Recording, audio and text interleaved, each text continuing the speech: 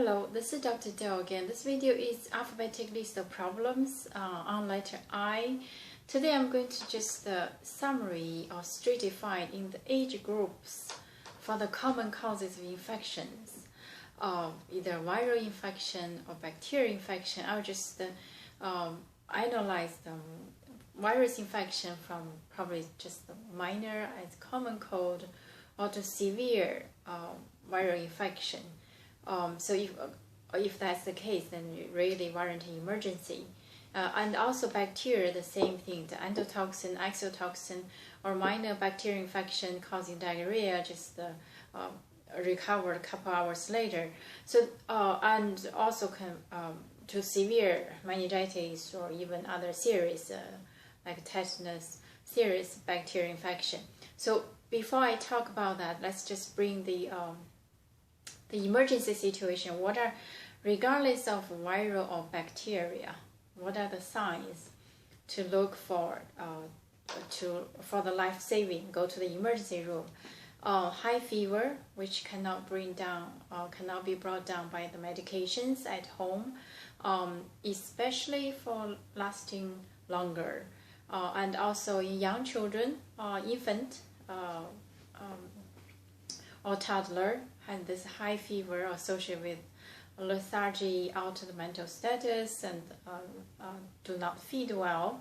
These are all the signs. Or change the color.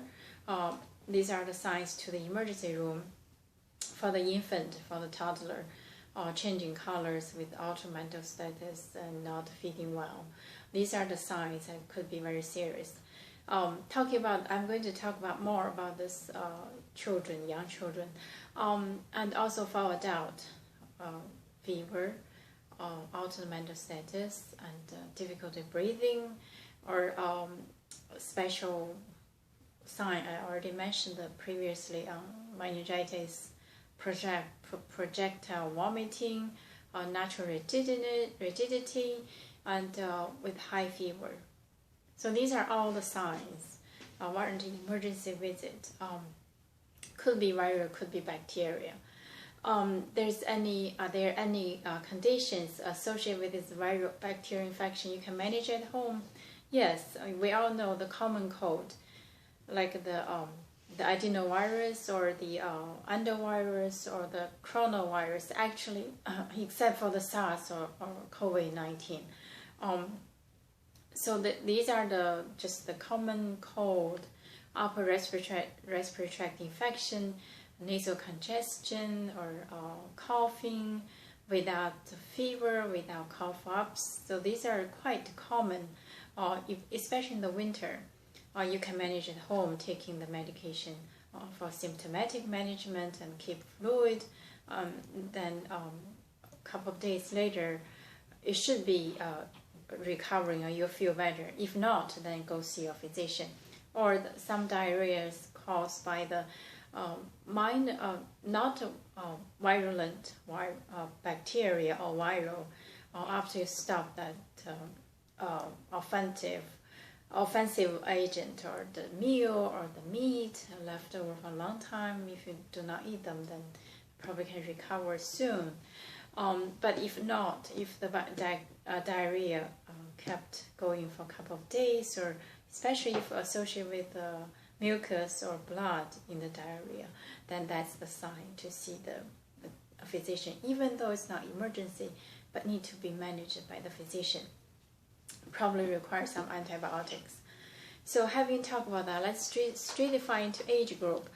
Regardless, I'm not going to talk more about a toddler or infant, because that age is really kind of dangerous. The sign, it seems minor, but could be life-threatening. So for those age group, regardless of virus or bacteria, whatever the symptoms, like I said, go to the emergency room or see your physician. If the infant is quieter than normal, the fever cannot brought down, difficulty breathing or change color, talk to your physician or go to the emergency room.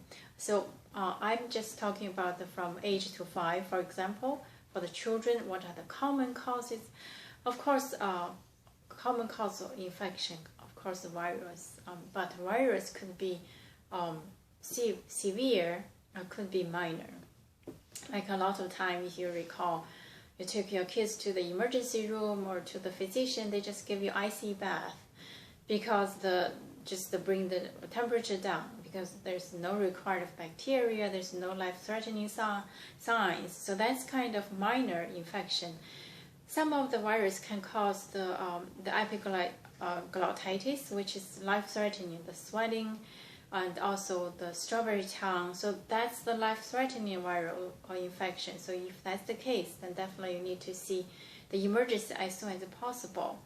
And some of the bacteria also common cause bacterial infection in this age group. I think one of the most common is otitis media. If you're parents, you probably already know it. There's a uncaused fever, no coughing, no nasal congestion, but just the fever, and the children just keep pulling the ears. That's typical sign for the ear infection. It's not difficult to manage, and you go to see your physician examine the ear, and pretty much can be diagnosed clinically and give antibiotics. You follow the regimen, follow the course, follow the whole schedule, so that it should be easy to manage. However, in this age group, 2 to 5, could be some serious viral or bacterial infection. Again, those warning signs, do not ignore. You think your kids it's not as loud as the previous infection, you think probably it's better. Actually, no. Children, they don't hide their emotions. The louder cries usually doesn't mean it's better or it's worse than the quiet one, because if the children had a severe disease, they even do not have the energy to cry out. So that's the case. Do not ignore those quiet kids. Just go to the emergency, like I said, if there are some warning signs like a high temperature, cannot brought down by the medication, change the color, change the mental status, quieter than usual, cannot feed well.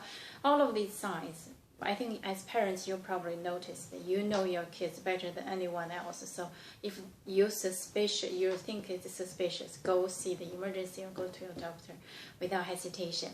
So this is about the young children, less than 5 years old, because this is quite common for the bacterial or viral infection. And from children from 6 to 12 or even to the 18 years old, for this round, usually viral infection causes the upper respiratory infection. That's the most common. Or sometimes skin infection from the insect bite or from the scratch or injury. The cellulitis, that's probably one of the most common problem during this age group. Of course, on top of that, the upper respiratory infection like a common cold that's the minor, those are minor presentations, clinical problems. And the serious problems, of course, they're the same as the previous group, the younger age group, but just the causative pathogens are different. Regardless if your children from this age group had those warning signs, and go see your physician, go to emergency room of your physician, call your physician without hesitation, just as soon as possible. So this is probably just one of the video I'm going to continue next time, and thank you for watching. I'll see you next time.